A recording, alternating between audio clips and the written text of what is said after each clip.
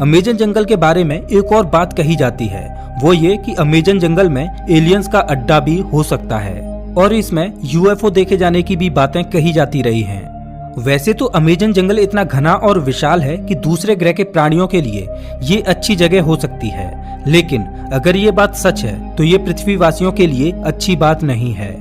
लेकिन ये अभी स्पष्ट रूप से नहीं कहा जा सकता, क्योंकि वहां गए किसी भी खोजकर्ता ने ऐसी किसी भी तरह की वस्तुओं को नहीं देखा है।